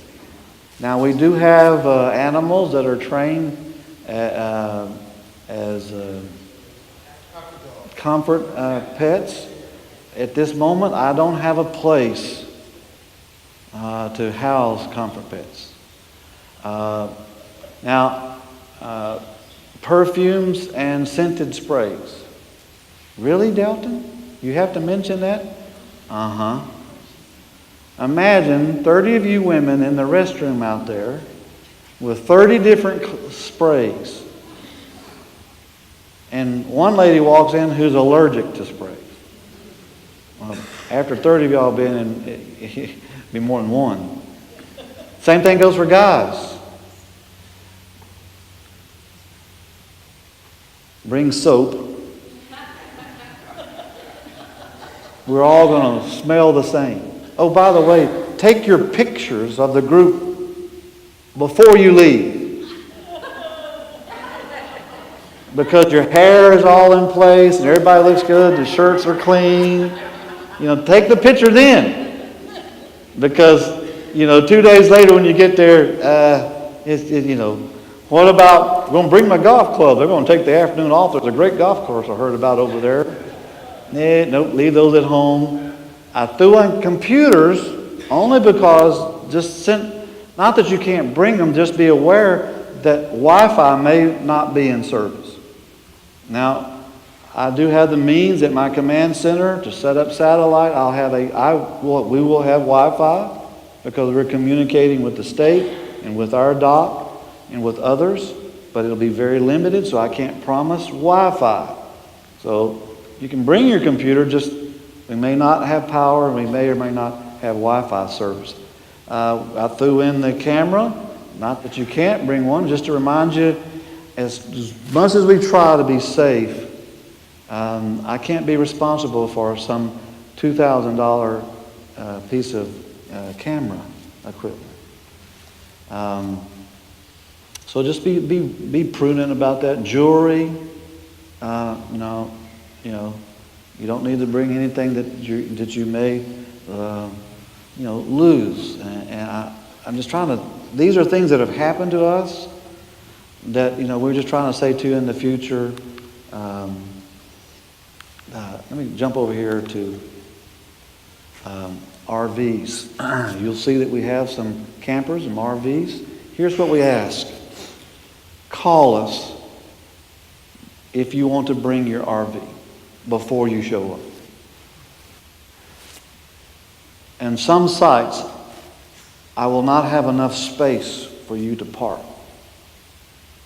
So I may say to you, if you find a campsite that's close by, great. I just don't have any room for you at our site. Always prepare to dry camp, because I'm not going to be able to provide power so that everybody can plug in. I won't have a dump site. I may or may not have water. So if you've got them, great. You just need to make sure that we've got space for you before you pull up. We have a number of people that do, but they'll find out where the campsites are and they'll go there, and then they'll just commute back and forth from their camper every day. There was in here, don't respond if you're sick. Believe it or not, we've had people to show up and sick, but they just were compelled to help. I admire their passion, but stay at home until you're well. Again, a measure of safety. We want to take care of everybody, and so we're going to make sure that we do our best. But if you come in sick, now you've jeopardized a whole bunch of people. And we put this out here. You see it. You've read it on the screen already. If the Lord's not wanting you to come, you best obey Him. Because I'd rather you say to me, Delton, the Lord just didn't give me permission to come. I can't come right now. And you're following the leadership of the Spirit of the Lord in your life. And He's the one we'll answer to. So I want you to just be obedient to Him. And be there because you feel like that's what God wants you to do. And for many of you who've never gone on a call out of this kind of response, we're trying to give you as big a picture as we can, as clear a picture as we can, but you've never done it before. But I believe if you'll do it once, you'll want to do it the rest of your days. It's just that infectious and contagious. You'll meet people all across this country that are just great people to be around and hang around with and learn from and have fellowship with. So back to the RV, call Marvin. He will be able to tell you quick whether or not we're going to have space at that particular site. I mentioned about our dock. The Florida Baptist Convention has got a new property that we're in. It's not new, but it's new to us. And when this property was being refurbished, we set up what we call our Disaster Operations Center. So there's about 2 big rooms that we can convert to become our dock. And so that means, like when you had the 8 kitchens around the state, we will have a team of admin people and others helping us at the Operations Center, managing and coordinating all of the work. We'll have people at the state EOC, and we're all interconnected. But there's no way that we can multi-manage if we're all trying to be at one site. So that's a new thing for us. And so it's in Jacksonville, and so there might be some admin folks that we'll need to ask, could you come up to Jacksonville and help be a part of our dock, our Disaster Operations Center there. Kevin, any last words you want to say this morning? Beautiful. Yeah, let me say this. It's about lunchtime. That hunger you feel, where if you walked out here and nobody told you where the food was, you would find it, right? It just is in you. You're going to do the work necessary. I think the same thing's true for us with disaster relief. When you're sitting and hearing all of these different areas to serve, it's got to be within you to locate where you're going to serve. Don't sit and wait for somebody to call you. Don't sit today and wait for somebody to call you for lunch. You're going to find it. The same's got to be true in ministry. Raise your hand, call the leadership. And by the way, do that in your local church. Don't wait for somebody to call you to serve. Step into it the same way you're going to do today to find where the food is. Do it with this ministry, and God will use you in big ways. There's a list of classes that you can go to this afternoon. Let me tell you where these classes are going to be. Entry-level feeding is going to be in the Family Life Center, the big building back behind us. It's in the youth room. Cooking in a borrowed kitchen will be in Family Life Center, room number 3. Entry-level cleanup and recovery is going to be right in here in the worship center. So you just come back here if you're for cleanup and recovery. Doing assessment, learning assessment is FLC, room 9 and 10. FLC's Family Life Center. That's the big building back behind us, right across from the kitchen unit. Entry-level admin is in the Family Life Center, room 4. Entry-level childcare is in the education building, room 1.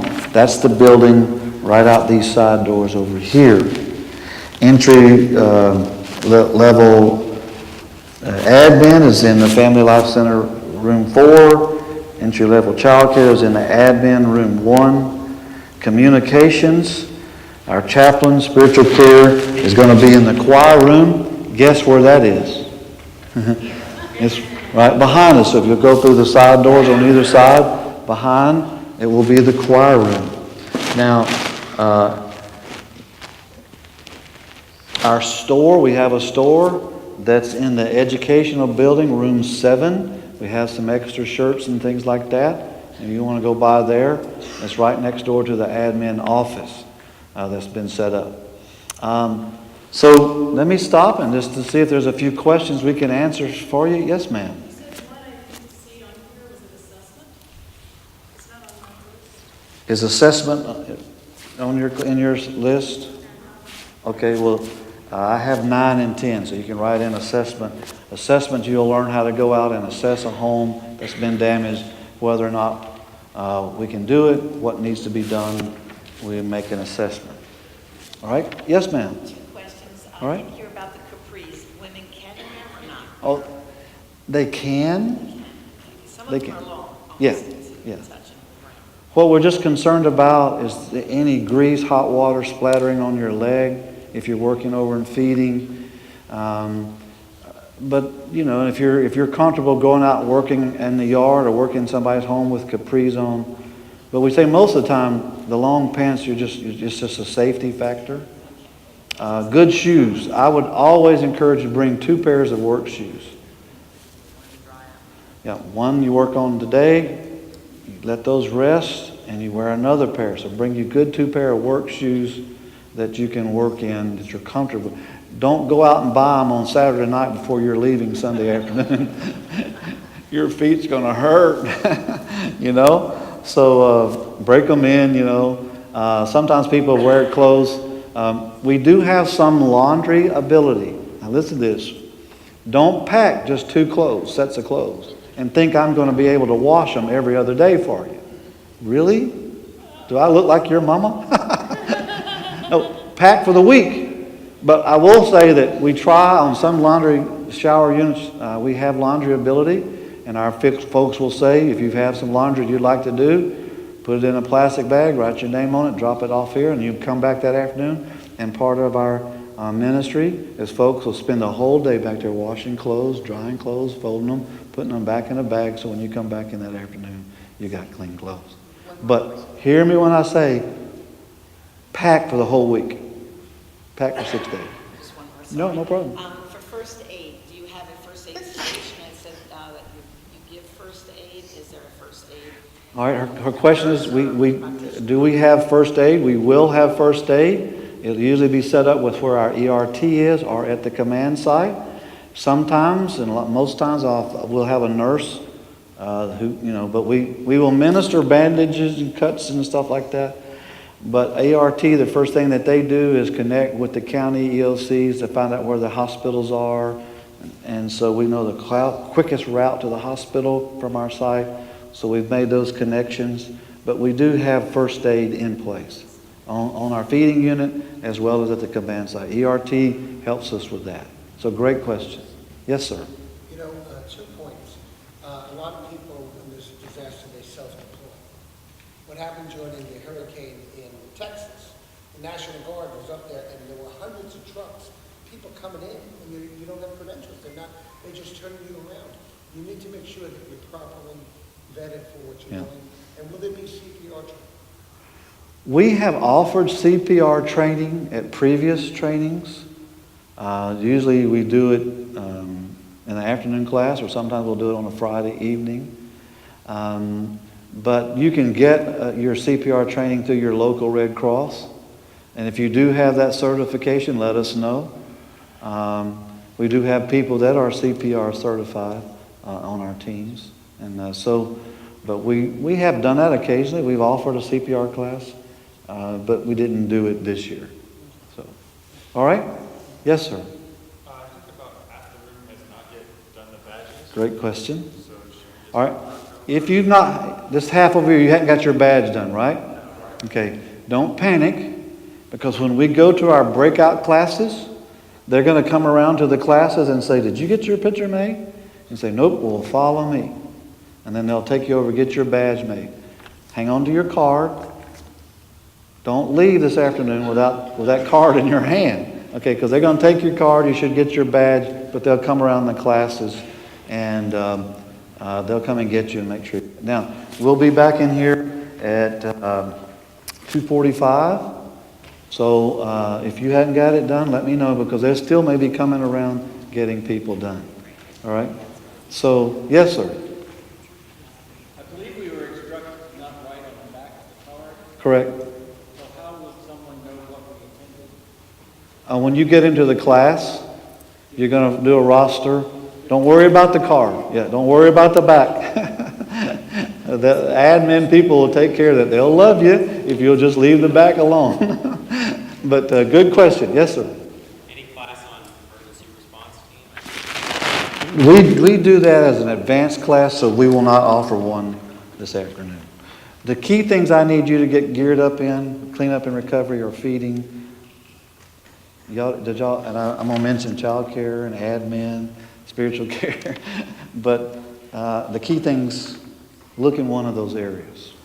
Y'all hear my heart? Everything's critical to what we do. But if you say, I'm just going to go back to my answer. Go where God leads you.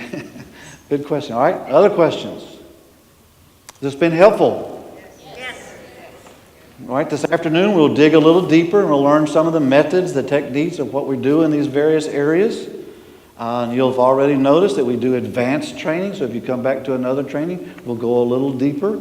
But every one of us should have a knowledge now of how we function, how we work together, what we've learned, just some basic things there, so that when we mobilize, what you see setting up here didn't just happen, as Kevin said. We had folks come in here yesterday, about 40 or 50 folks came in, helped set up, and we'll do the same thing on a call out. So we'll roll in, set up, and we'll go.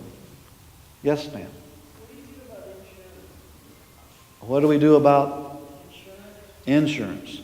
You need to have some insurance, and you can get some supplemental insurance for yourself before you go out on a call out. Is that helpful? Mission travel insurance. Yeah, there's a supplemental insurance that you can get. Mm-hmm. All right, other questions?